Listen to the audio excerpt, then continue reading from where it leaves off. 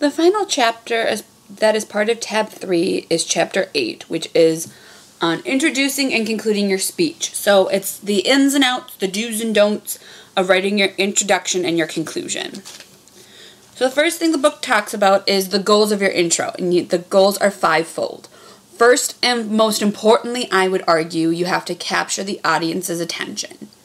Because if the audience doesn't want to listen to begin with, it's not going to be a successful speech. Then you have to also build your credibility and demonstrate the audience's relevance. So once you have the audience's attention, you need to then make sure the audience understands what rights you have to be giving this speech and why this is an important speech for them to listen to. And most often you will do that through 1 or 2 sentences, but a lot of times it also just comes as part of introducing your topic, which is another way of stating your thesis or stating your central idea. And then the last part of your intro is to preview the main points of your speech. So the very first thing is talking about effective attention grabbers. So there are several listed here, but each one has potential pitfalls or potential times when using them aren't necessarily the best idea. So if you're going to use a fact or statistic, you have to make sure that you use something that is engaging, interesting, or unknown. So if you're giving a speech on the importance of getting a college education, and the first fact is, or the first statistic is how many people enroll in college every year, that's not a very engaging statistic. That's not a very interesting thing. But instead, if you were to come out with somebody with a college education makes this much a year when somebody with a high school education only makes this much a year, now all of a sudden that's something that's different and engaging or new. So make sure that if you're using a fact or a statistic, it has to be something different, unusual, engaging. You can't just use a definition of the word college or something along those lines. So that it can be a very effective attention grabber so long as you get the right fact or the right statistic. And further, you have to make sure that it is an accurate statistic or an accurate fact, as a lot of times a lot of different sources will skew that information. And if that comes out, then all of a sudden you no longer have credibility. The next type of attention grabber is stories, narratives, illustrations, or anecdotes. This, I have found overall, is usually a very, very, very effective attention grabber. If you can share a story or a narrative that pulls at the heartstrings of somebody or evokes memories from the audience members, you've already got them invested in your speech. The major downfall of stories or narratives is if you use it, you have to make sure you get that story as condensed as possible. If you only have 2 to 4 minutes to give a speech, you can't tell a 1.5-minute long story as your attention grabber because you won't have enough time to cover the things that you need to cover. So your attention grabber should be no more than 15 to 20 seconds long. So getting some stories or narratives or anecdotes down to that time can be difficult. The next type of attention grabber is a quotation. This one, it can be very successful as well, especially if you can get unknown or unheard of quotations that are applicable to your idea, to your central idea, to your thesis. But this one has the same major pitfall that facts and statistics do, that a lot of times it's hard to find a quotation that is both applicable and unique or interesting. Because a lot of the quotations, if you start with Martin Luther King said, "I have a dream." Fantastic speech, fantastic information, but that quote is so overused that it's not interesting or engaging anymore. If you were to use a different part of that speech that maybe people haven't heard as often, you might be able to draw them in. So you just have to be careful that your quotation is something that is not well known, directly applicable to your thesis, and is something that is interesting and engaging to hear. Humor. This one, which a lot of times is humor, stories, narratives, or anecdotes.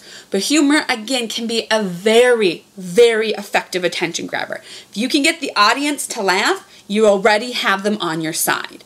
The major pitfall of humor, however, though, is there are some times when humor is not an appropriate attention grabber. So if you're giving a speech on the Holocaust or on pet shelters and euthanizing pets, humor probably isn't your best bet for those. Those are very serious topics that if you try to use humor, and you're more likely than not going to end up offending people. And then as soon as you offend people, they stop listening. So humor is great when if your central idea warrants it. Questions, these can be good and bad for attention grabbers. So the pitfalls for questions is if you ask a question to the audience, what happens if you get no response? Or what happens if you get a response you're not expecting to get? It can throw you off your game. If you use a rhetorical question, on the other hand, so that's a question that doesn't demand an answer but instead gets them thinking, that can be effective, but if it gets them thinking too much that they stop listening to you, then you might lose them.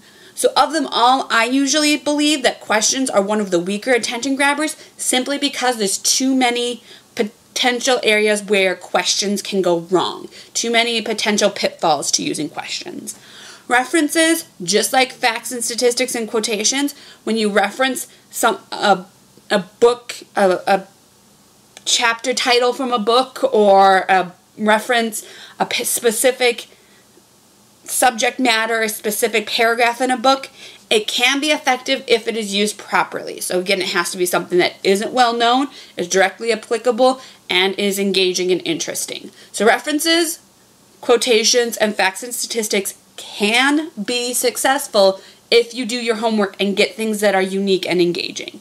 Humor is fantastic if the central idea warrants it, but stories, narratives, and anecdotes are usually your best bet. I will not require you to use that attention grabber, but I have found throughout the years of giving public speeches that those are usually the most successful. So how to organize your introduction. You're going to have these 5 things, and you're going to list them in this order. Very first thing out of the gate is going to be your attention grabber, because you got to grab their attention. A lot of times the attention grabber is going to lead into your central idea. So you're going to pose, what is your speech about? Then once you have that, you're going to say, so I'm giving a speech about the importance of donating time to a pet shelter. I'm going to give the relevance to the audience. We mostly all have pets. What would happen if you had to, heaven forbid, give up your pet? Wouldn't you want them to be cared for? Now all of a sudden you got the audience in there. Credibility material. My next sentence might be, I myself have 2 cats that mean the world to me, and that is why I understand the importance of donating my time to the pet shelter. And then you lead into the preview of your main points. This is one that's tricky because I think a lot of people overthink how to do the preview of your main points. But it is literally one sentence in which you state all 3 of your main points. So first I'm going to talk about how underfunded pet shelters are. Then I'm going to talk about the different ways that you can volunteer at a pet shelter. Then finally I'm going to talk about a different way you can assist a pet shelter if you can't volunteer your time. So now you know, my very first main paragraph is going to be talking about why pet shelters are, or how pet shelters are underfunded, what they need. And my second main point paragraph is going to be talking about all the different ways you can volunteer for a pet shelter. My last main point is going to be, if you can't volunteer your time, what are other ways that you can give to a pet shelter? And that's, again, like I said, one sentence, boom, boom, boom. And then that leads you right into your first main body, which is what we went over in the previous lecture from chapter 7. So that would be when you throw in the linking that we talked about, and that will lead you into your main points. When you get all of your main points, you have to then go into your conclusion. So the goals of the conclusion. Signal the ending. But as I stated before, signaling the ending does not mean starting with in conclusion or to sum up. You can usually signal the ending by doing the next thing on this list, which is summarizing your main points. So now that I have shared with you how and why pet shelters are underfunded, what you can do to volunteer if you have time to give, and what you can do to volunteer if you don't have time to give. So that's me summarizing my main points. I hope you can see that pet shelters are something that we all need to be giving attention to. So now I've summarized my main points, I've restated my thesis, pet shelters are something that we need to give more time and attention to. Then I listed a response. So that's when you might do a call to action, or you might give them something, how you want them to feel. So now we know how underfunded pet shelters are, but how important they are to our society. Then the very last thing, so just like the attention grabber that starts your speech, the clencher or wow statement, which is your final sentence of your speech, is something that's very important and you need to give a significant amount of thought to. This is your last chance to create an impact on the audience. It is your last chance to give your audience something to remember. So if you're giving an informative speech, your final wow sentence, if you're giving an informative speech about what the iPhone 5C is going to give you, like what all it offers, so you're just talking about the different things that are offered by the 5C, but you're not encouraging somebody to get it, you're just telling them everything that the 5C has. Your final sentence would probably be something like, the 5C has a lot to offer you, and the iPhone 6 might offer you more. But nonetheless, iPhone 5C gives a normal person everything that they need and more. Now all of a sudden you've got this final sentence that's going to be something that they're going to stick with.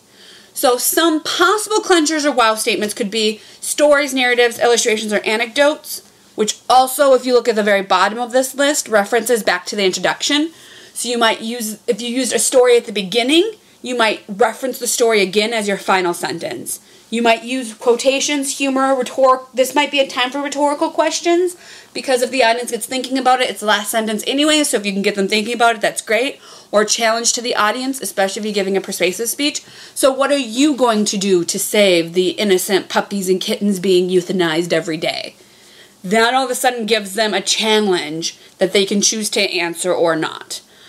I also will make the argument, the book doesn't, but I also think that so long as you end with a final, strong, declarative sentence, that you can do that as a possible clencher or wow statement. The bottom line is, my whole hope for your clencher or for your wow statement is that your last sentence of your speech has to be something powerful that the audience will remember. And you need to say it as if it is something that's powerful that we are going to listen to and that has a sense of finality. And I want to stress this. I'm actually going to go back. I want to stress this and stress this again. The final words out of your mouth when you're giving a speech should never, ever be thank you. You have your final clencher, you leave it there. You do not say thank you. The reason why is because I always say, you have the hardest part. You're giving the speech. Audience members, all we have to do is sit and listen and be engaged in what you're saying. We're not really doing that much. We are the ones that should be thanking you for all of your hard work for your speech. And we do that by applauding. Might not be happening now in a public speaking online class because we're not there to visibly applaud, but we do, under normal circumstances, applaud your speech to show you that to thank you for your work. You should not be thanking us. You should instead be finishing your speech with a final clencher. So do not ever end your speech with thank you. Instead, end it with that final strong sentence. So how to organize your conclusion. It's going to have those three things just like the intro did. You're going to have your summary statement, you're going to have your audience response statement, and you're going to have that final clencher or wow statement. So in a nutshell, I know I went over both intros and conclusions really quickly, but the book lays them out. I feel very clearly and concisely about the do's and don'ts of intros and conclusions, and I just threw in a few little things of my own. So a few little things of my own. No intro should start with, today my speech is on. No conclusion should start with, in conclusion. And the final part of your speech should be your final clencher or wow statement. You should not say thank you. I get that we are a polite society and that's something that we want to do, but it is not something that is necessary when you are presenting a speech. The audience are the ones that should be thanking you, not the other way around. And we do when we applaud. So that ends chapter 8 of the tab 3 of the public speaking textbook, and that summarizes the end of tab 3. So at this point in time, I recommend you go and take the quiz for tab 3, and that will lead you into the introductory speeches, which is your next major assignment.